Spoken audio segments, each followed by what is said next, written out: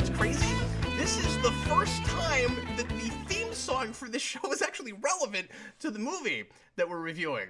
I've been using my favorite Sonic music on the channel for years and years and years, and it's video game music, and it has nothing to do with movies, but I just think it sounds good. I love Marble Zone, and people that have never watched the show before are going to think that the theme song changed for this show. But it didn't. Oh, so that's what that music is. Okay. Yes. Okay. That is Marble Zone from the second zone in Sonic 1. And Connor's already shown his hand. Connor doesn't know a lot about Sonic. I don't. I mean, I have shown you my hands before. I don't have any a paddle, but I do have a green and a little red circle. So and we'll see how he flips it a little bit. We'll see which of those hands he shows up.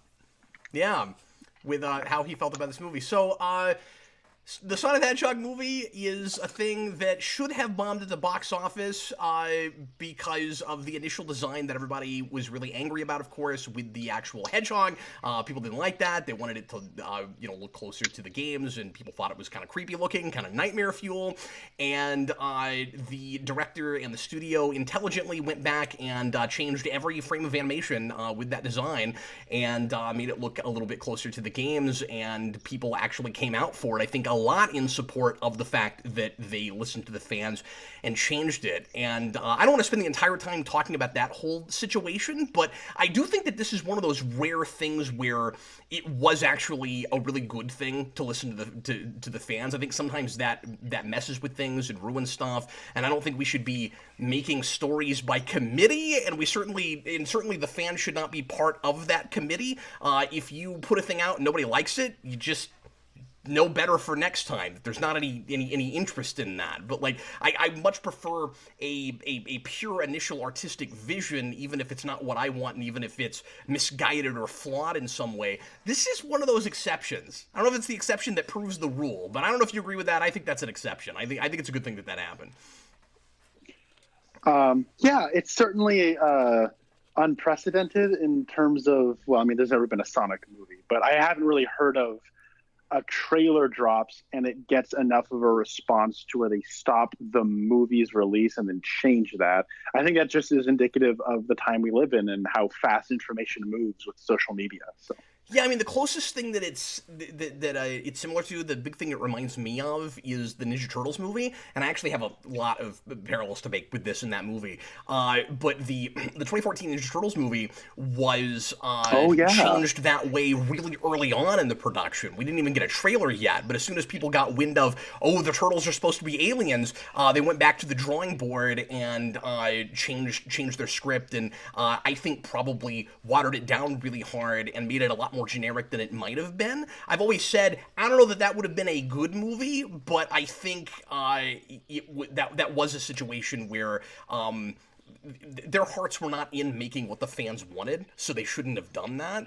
They should have just made what they were making and see if anybody liked it. I doubt if that would have been good. I wish that they had started from a different place in the first place. This was not that situation as far as the actual design of the character went, and so I guess, especially again from just a making money place, from a business place, This was a really smart move. Some people crazily thought it was a publicity stunt. Like, they were playing three-dimensional chess, and from the very beginning, they never intended on acting, they just cut a trailer like that. They never actually rendered the whole movie with that design, and they wanted to tick everybody off so that their movie would make money when they I don't think there's any way that that kind of conspiracy is what was going on there. My little brother is convinced of that. I was telling him that I went to go see Sonic. Yeah.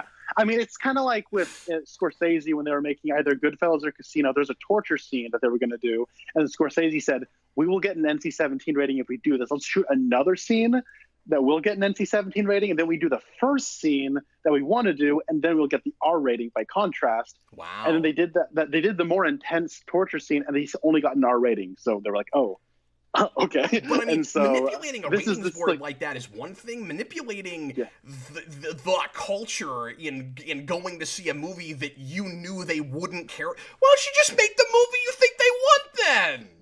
Yeah, especially since I'm just saying from their a business intentions. standpoint. Yeah, no, clearly. And then with the director coming out, he's very clearly wanting to deliver on stuff that the fans want. So, Yeah. should we talk a little bit about more about that later, but let's do just a real quick plot synopsis. This one's very simple. And for Sonic fans, to some degree, will not sound like a Sonic thing.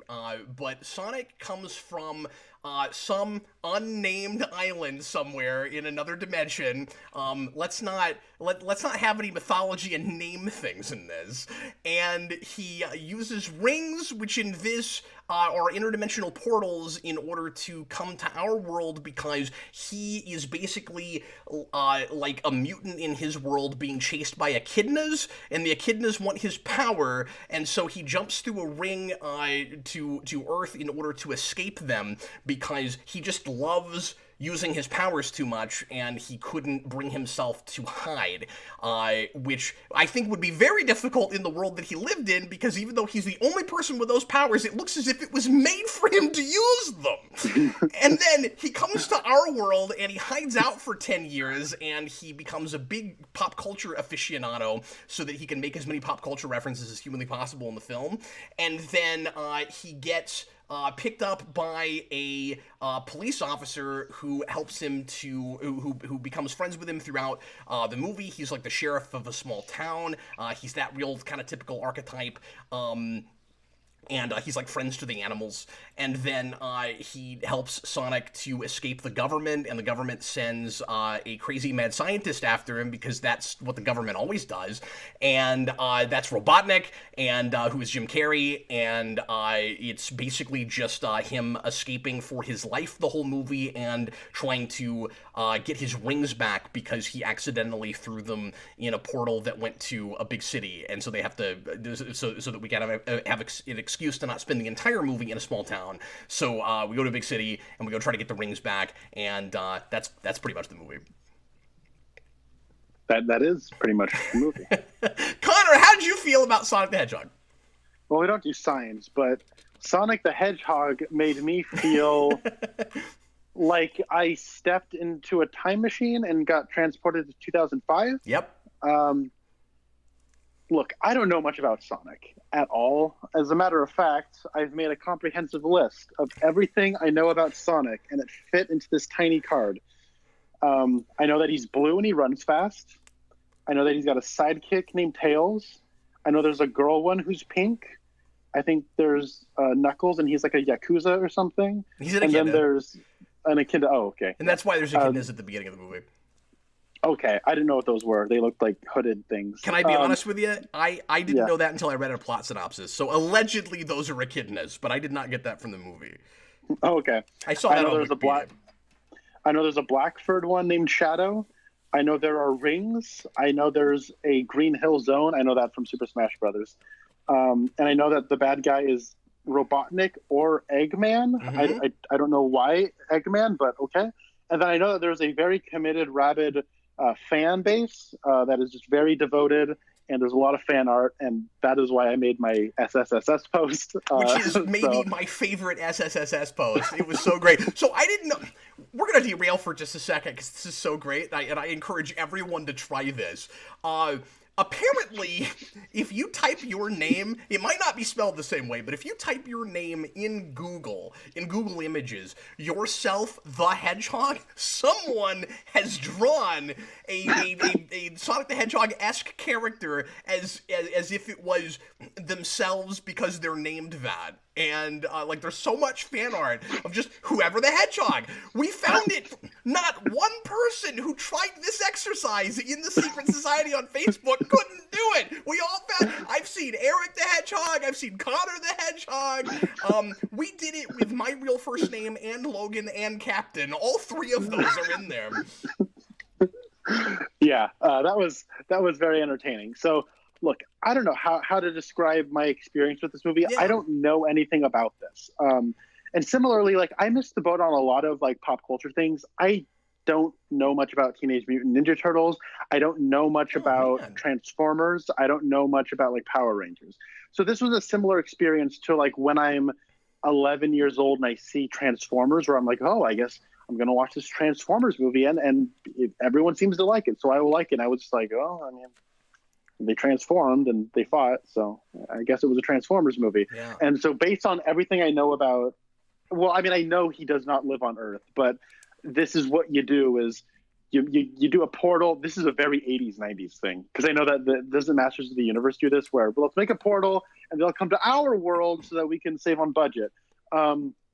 So I don't know. I didn't hate this movie. I'll say that much. I'll say that it was it passed right through me, and then in exactly a week, it will have passed entirely from my memory, because there's nothing to this movie that is remarkable or memorable for someone like me who doesn't know anything about Sonic the Hedgehog besides how he looks and some of them with all. I literally said everything I knew about it on that tiny note card. So it could have been worse. It could have been better. I am so middle of the road. It's basically seeped through the cracks of the road. That's kind of where I am with this. Yeah, that's totally fair. How did you feel about this? Well, as somebody who does know this, Connor? How do you flip your sign? Well, it's weird because I don't know. For what it is, it's not the worst thing I've seen. I was surprised at how not annoyed by it I was, because I thought I would be more real annoyed high by praise. I wasn't irritated. And I mean, I saw this with my friend who does really like Sonic, and he really hated it. And then, but there were also a bunch of kids around us who they seem to be having a good time. So I guess it's good for little kids. I will give this a not feeling it personally, because I got nothing out of it, but I didn't hate it. So yeah, there we go. Well, so Connor, I also made a list. I made a list of references to actual Sonic things that are in this movie, which also, maybe not that surprisingly, considering the spirit that this seemed to initially be made in, and the initial trailers also fit on a card about that size. And it will be interesting to see what things on this list are things that were also on your list, because it has that Star Trek 09 thing of trying to appeal to a mass audience as opposed to taking some risks and making it something really inspired by the original source material, and hoping to win over new audiences with that, as opposed to just kind of a least common denominator, kind of compromised thing. And again, like Ninja Turtles, it has that in common with 2014 Ninja Turtles. Before I read the list, I want to say that I like to bring this up because it's one of my favorite things that Dan Torrey ever said on the channel. He said when we reviewed that Ninja Turtles movie that it was an adaptation of the Ninja Turtles Wikipedia page. This is an adaptation of the back of a 16-bit Sonic game box.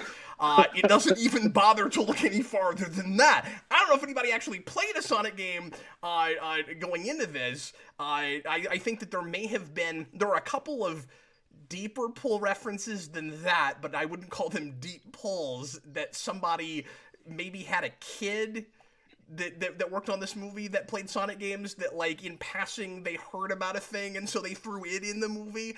We know that the studio, or at least this is what I've heard, that the studio told them not to look at any source material outside of the initial games. And I don't know if that means just 16-bit, but it sure feels that way. They don't go anything far enough even with that stuff. There's all kinds of neat things that you could have adapted even if you weren't allowed to really use any story stuff. And I'll talk about that in a little bit. But there's a lot of Sonic mythology, and you might, some of you guys might have read some of the Sonic comics and been like, well, yeah, but there's still not really deep characterization. Yeah, but it's like Power Rangers, where there's a whole lot of really cool, neat, like visuals and iconography and stuff that you could have made, you could have given a little bit more dimension to, and that's the thing I've always wanted to see with Power Rangers, and the 2017 movie didn't really do that. It attempted to give those characters more actual personality, but didn't do anything really cool with the imagery. And this has that too, and would have had that even with the Hedgehog, like that did with the Megazord, except they fixed that, so again, that's good. But here's my list. So Sonic runs fast, and there's rings, And there's Robotnik slash Eggman, and there is a reference to his being called Eggman, which is what he's called in Japan, and eventually we finally just caved and adopted that here, and he's been Eggman for a good long time here also, but I know him as Robotnik and much prefer that, and was glad that that's what they called him here. Green Hill Zone is of course there. There is a reference to Tails, and you mentioned Tails. It's got Sonic rolling. I don't think he ever actually does a spin dash, but he does roll up in a ball. He does that. It's got echidnas apparently, so I guess that's sort of a Knuckles reference. And then so like that's like nearly everything I mentioned so far is stuff that was on your list. And then beyond that, you're only missing 3. You're only missing 3. and then beyond that, shoes, like the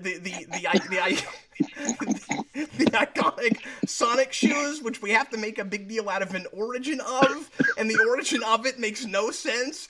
I'm just gonna give this away. I don't know if anybody's gonna care about this. There's a little girl that just gives Sonic his Sonic shoes.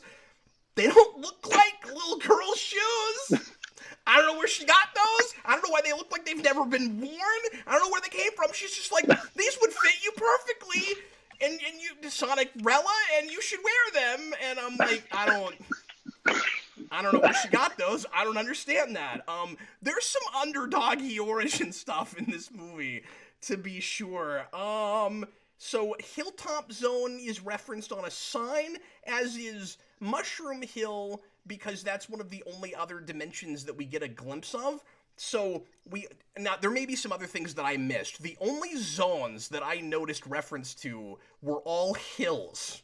So like they only know about hills.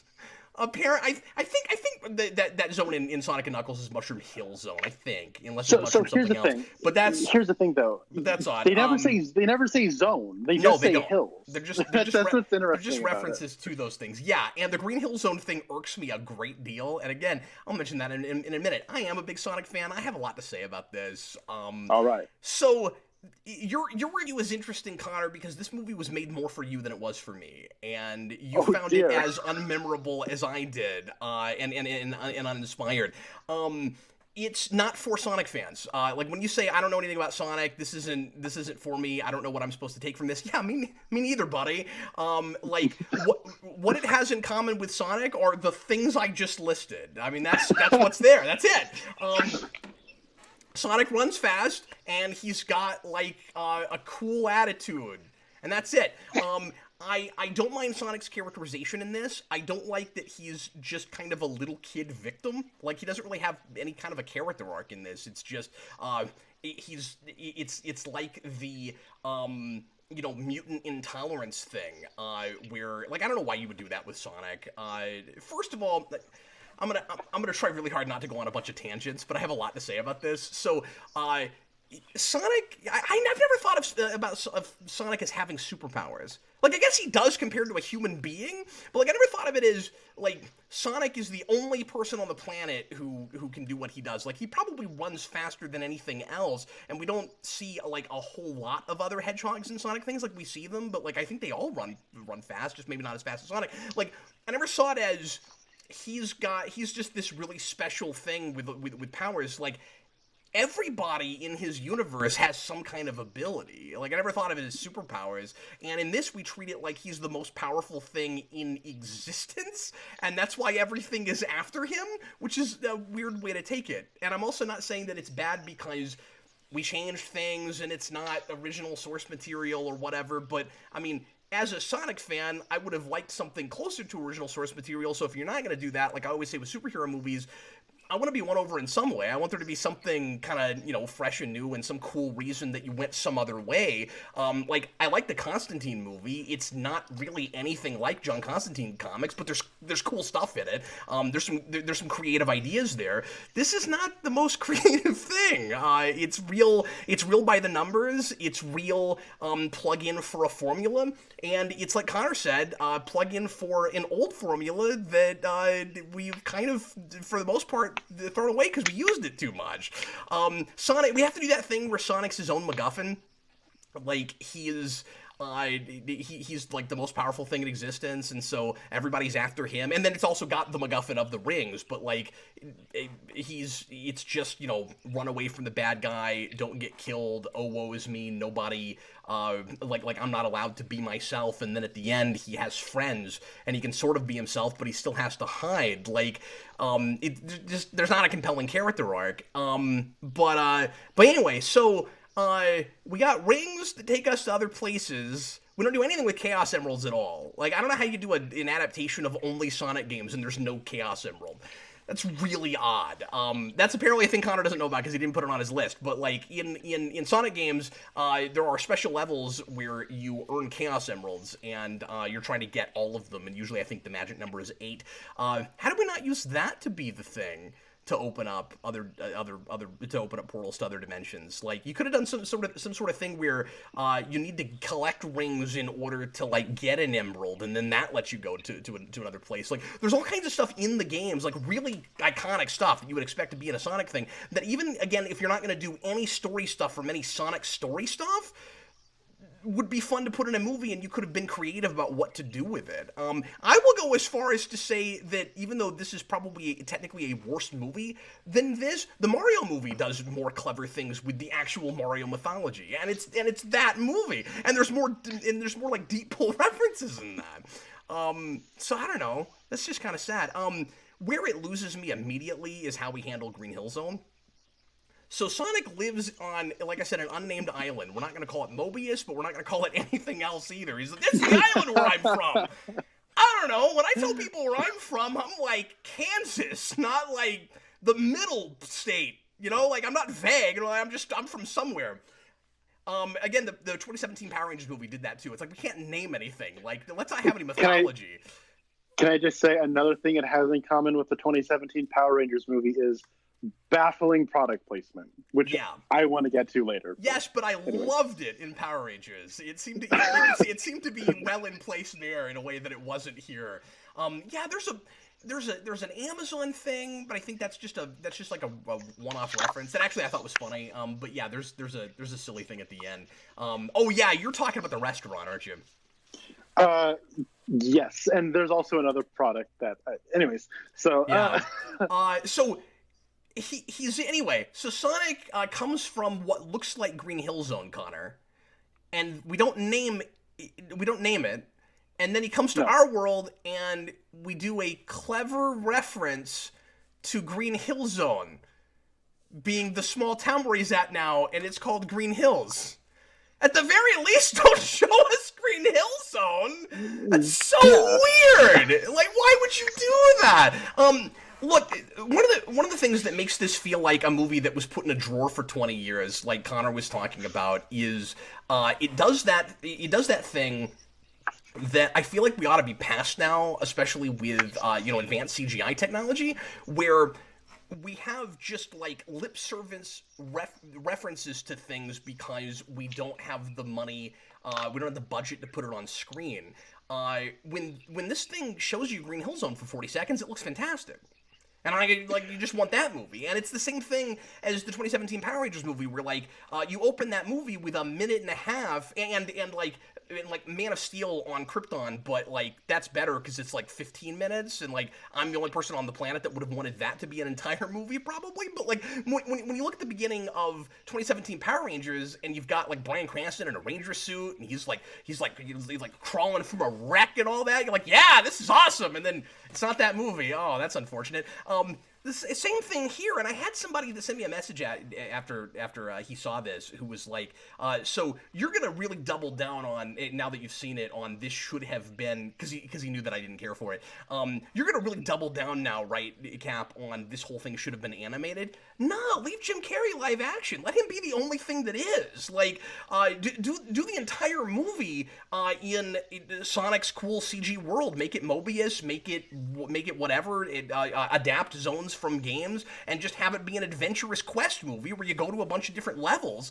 There's an IDW comic series, a 4-issue miniseries for the 20th or the 25th anniversary a while back, I think it was, that just adapted the original Genesis game. it's not deep. It didn't change hearts and minds, but like it would have been awesome to just do something like that in a movie if all you can adapt is the games. Do something like that, and then just let Jim Carrey be Robotnik because he's a guy, and just let him be a guy and let everything else in it be animated. Yeah, it's interesting because like while you were, this is a very educational review for me. I'm mostly here to learn more. So while you're like kind of just piecing that in my head, I'm just like throwing darts at the wall, thinking, yeah, the beginning part, like visually speaking, I think is the most interesting thing in this movie. So I thought, why don't they just make it animated? And then why didn't they just choose to make this animated? And they're like, yeah, but Jim Carrey, and then maybe make him the only live action thing. Yeah. Because the thing about Jim Carrey is he's acting like he's in a cartoon already. So it wouldn't have been strange if he was. And then the other thing is the animation in the opening sequence. It doesn't look real, like realism or anything, but it does signify an element of realism that you don't get in like an Illumination movie or anything. There is like the lighting sources and the way light comes through the trees. Like it does have more of a it does emulate like real world lighting sources more than say, I don't know, even something like Onward looks to be doing. So I think the filmmakers and or the studio thinks that they're throwing a cool bone to the fans when they do that, but that's not what general audiences want. I really doubt that that's the case when people see this movie. Like I feel like not only am I being teased with that, but the entire audience is being teased with that. That looks like a more fun movie. And like, yeah, I'm a Sonic fan, so like it's hard for me to put myself in the shoes of general audiences that don't know anything about Sonic, but like Sonic's also not like they're treating it like it's this really obscure property that everybody's forgotten about, and I just don't think it's that obscure. Like I think most people my age grew up and played those games at least a couple of times, and probably are not going to be as excited to go to. I know the movie's doing okay, but again, I think a lot of that is because they changed the design. Like I think a lot of people. Not really knowing Sonic that well, still probably would have rather go see a movie set in his world as opposed to yet another, like, kind of, like almost buddy cop movie with a CG character kind of awkwardly interacting with a live action guy. Yeah, you know what? I don't know. I would have expected them to just go full bore. This is Sonic after Aquaman.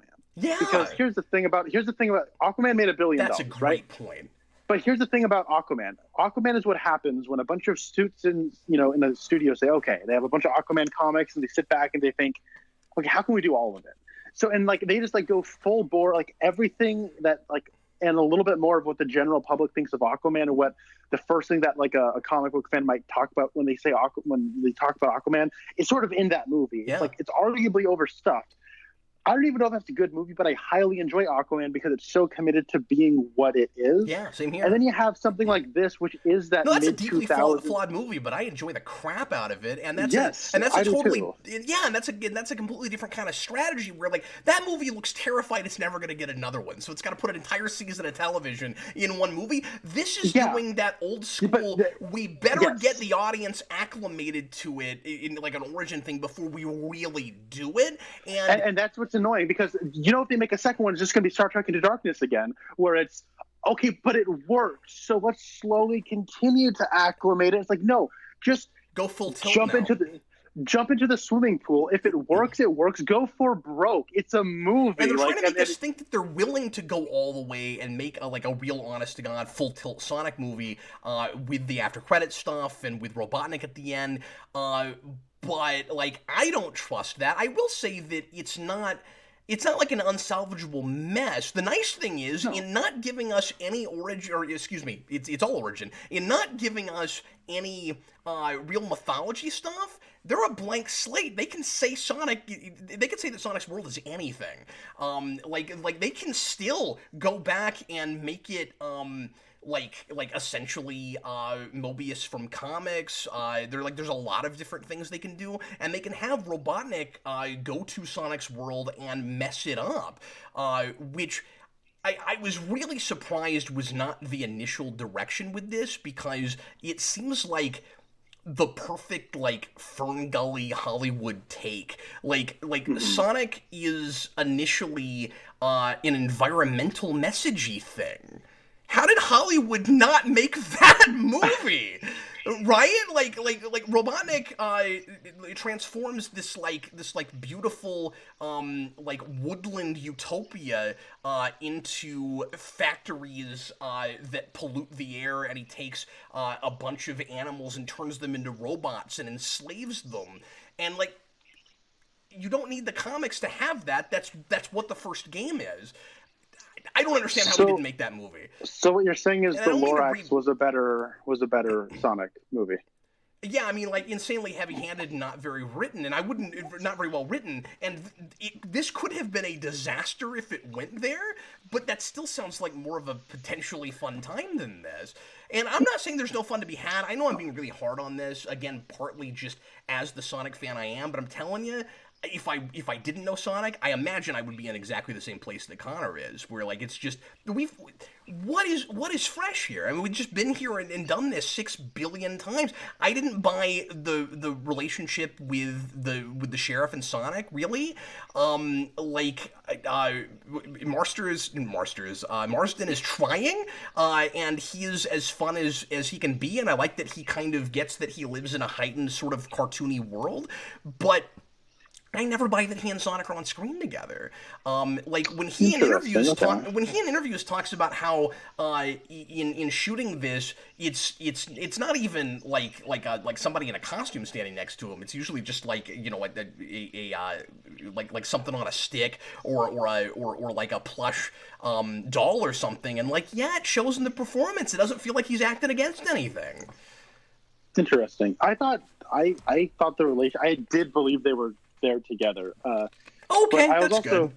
I mean, like, look, and you're right when you talk about the world, because there's a blank slate. Because if this pencil is a little dial, and if I'm going over here, I'm more interested, and if I'm going over here, I'm less interested, I'm still right here. Yeah. Because it's like you're right. They can do literally anything with another movie, and it would be like they still have a blank canvas.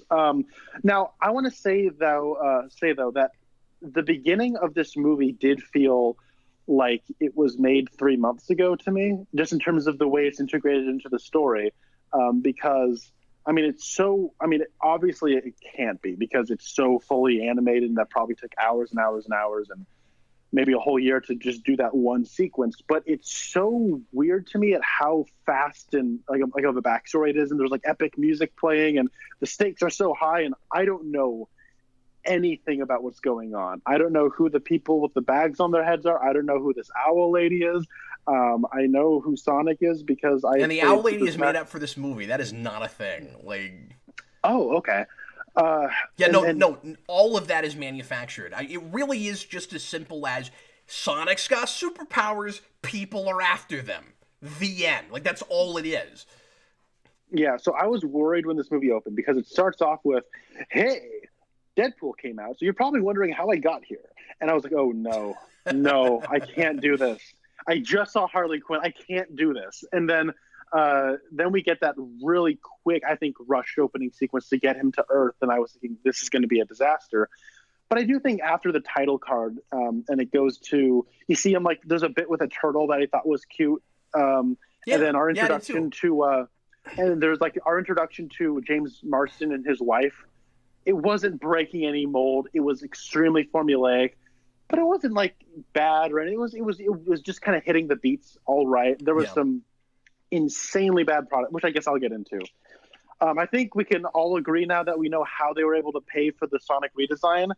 They owe checks. They got checks from Amazon, Olive Garden, Fitbit, and Zillow. Yeah, so I forgot about the Zillow one. Yeah. The Zillow one is crazy because they're like, I've just been looking at apartments on Zillow. Cut to center framed computer with the Zillow. And then like there's a bit with a Fitbit reference that felt like an insert shot gag where it's like, just say Fitbit because they said they'll pay for the reshoots or pay for the redesign. I will say I liked the Amazon one, and it didn't feel like product placement. That was kind of just a one-off reference, and that was one of the better jokes in the movie. So like, I thought that was really funny, but yeah. But you're talking about the world of Sonic, and it's Yeah. interesting because I do think they should have gone full bore, because right before we went in, my friend was like, "Yeah, I like Sonic. You know, he goes to space in the cartoon show." I'm like, "What? Sonic goes to space? Interesting. All right." Um, Anything else you wanted to hit about this in like a non-spoiler? Well, yeah, that's the thing Non-spoiler. is like we've already gone well over what we usually do for non-spoiler, but like I have so many things to say.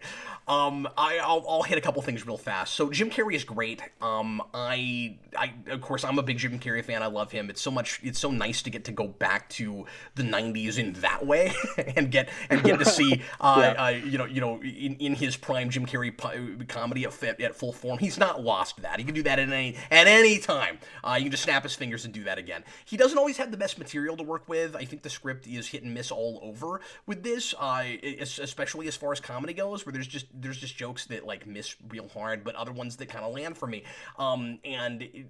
Jim Carrey has the most actually, honest God funny stuff. He's wonderfully manic. He's kind of channeling his Riddler performance from Batman Forever again, and that's working really well for this character.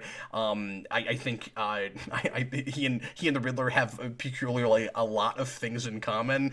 Like they're both they're both super geniuses, and they both think they're the smartest people in the room, and they both make these like crazy inventions that put them ahead of everyone, and like there's a lot of things that they have in common. But I thought he could have had more screen time, and maybe they were trying to be careful not to put him on screen too much because they didn't want it to look like.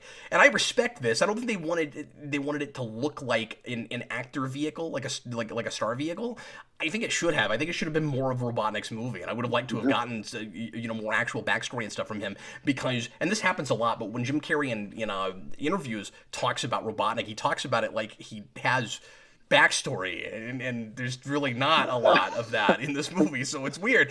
But like again, I don't mind Sonic's characterization. I think there's a lot of stuff we could do with that later. He's not irritating. He could have been really annoying, and he's not. I was very, very surprised at how not annoyed by him I was based on the opening. I think that speaks a lot to Ben Schwartz's vocal performance. He does a great job. I think he's got the definitive Sonic voice. Like, I think they should start using him for games. Nothing against the guy that usually voices him, because he's fine. And I don't like that Sonic games have so much voiceover stuff anyway. I don't like a lot of 3D Sonic games, partly just because they have so many cutscenes and I hardly ever like them. But I think he may have actually the definitive Sonic voice.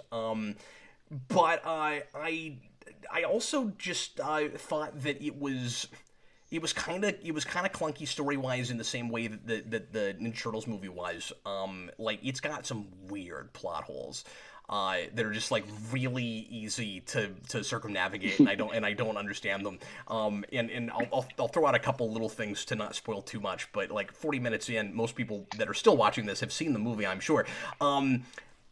At the beginning, he's got that mentor owl lady, and she sends him with a big bag of rings that are interdimensional portals, and he is desperate to get back to her when she's getting attacked, and is trying really hard to jump through the portal that she just sent him through, and then it disappears. He's got a whole bag of rings. Yeah. I don't understand that. There's a scene where he can't get to the top of a building because he's not allowed up there. But then we see him run down the side of said building later. No, that was. I'm thinking about Green Hill Zone. I'm like, yeah, but you can just like completely go lateral, right? And we see him do it on the same structure. Exactly. So, I don't know. There were some really weird things like that. But anyway, I guess I forgot to flip my sign. I'm not feeling it. I hate that I have to do that. This ends up being exactly what I was afraid it would be from the initial trailers. It's not offensively bad. It's not hard to sit through. But it's dull, and it's unmemorable, and it's uninspired, and I love Sonic, and Sonic deserves better than that. And I think it's even harder because the actual characterization of him is fine. Like, I didn't even mind what they did with the lead character. They just didn't have a very inspired story, and they didn't give him a fun world to play in. I agree. I'll say that I agree. I like Jim Carrey quite a bit. I thought he was on screen the proper amount because There's one scene where he just gets to go full Jim Carrey, and it seemed like it was an added scene because they had Jim Carrey. Yeah. And I thought, okay, this is a little too much. But I thought he was in it the proper amount. And I think that the one thing I don't like is that there's a message that this movie has that I feel is very much for children, and it might be a little, it's immature, I think. But I will say, what's that? I agree with that. The message is don't move on. Stay exactly where you are, which is very, I think, is the immature. But then on top of that, I think that I will say that I thought that the production was better than I thought it would be. Based on the previews, I thought it looked like a YouTube video or a fan film. Like, it looked very cheap, and I was shocked that it had, I mean, sadly, I'm not shocked that it got James Marsden, but I was shocked that it got Jim Carrey. We didn't talk about action there. I mean, and like that's probably the thing that's going to win people over on this, where I wasn't. But like, action's fine. I mean, yeah, it was adequate. There's one bit, like the scene on the highway, I thought was the best bit of action. I agree. It's like a gag that gets a gag that keeps going up. I thought that was adequate. But like some of the drone fights and stuff are not bad. No, there's a couple of actually. I think you see this one in the trailer where there's all the missiles around him. Yeah, I'm like that's a pretty good image, and I kind of like how some of that stuff goes. It's a super speed character. Obviously, there's a Quicksilver. There's too much of that. And he is basically just Quicksilver from Days of Future Past. I thought of that too. Yeah. And but I will say, like, the final product looks more like a high-end commercial as opposed to a YouTube video. So I'll take that. I'll take that. So that's good. Yeah, I just wish it wasn't, I don't know, just story-wise, I just wish it wasn't just Howard the Duck again with Sonic the Hedgehog. I mean, it's better than that, but...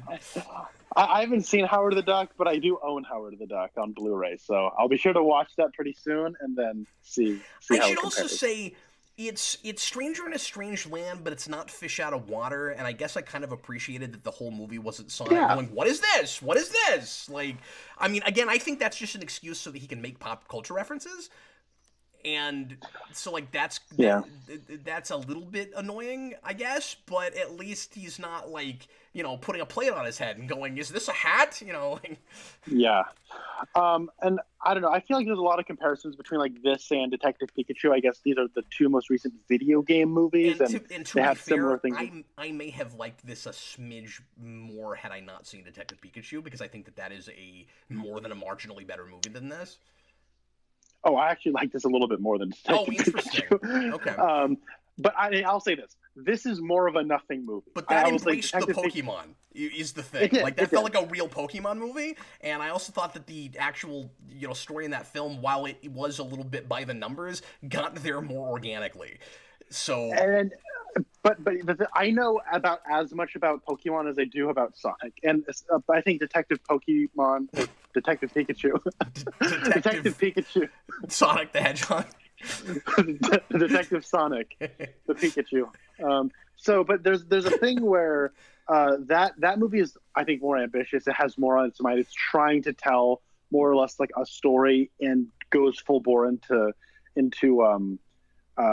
Pokemon. So I respect Detective Pikachu more, but I don't like that movie. And so I actually I was mildly entertained in parts by this, even though it was aggressively bland.